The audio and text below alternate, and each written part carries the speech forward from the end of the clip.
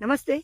ఎందరో మహానుభావులు మరియు మన ఊరు మన ముచ్చట యూట్యూబ్ వీక్షకులకు స్వాగతం, సుస్వాగతం. ఈరోజు ఒక అశుభ దినంగా భావిస్తూ మీ ముందుకు రావడం జరిగింది. వీడియో మొత్తం పూర్తిగా చూడండి. మీ అమూల్యమైన సలహాలు, సూచనలు కూడా అందించండి.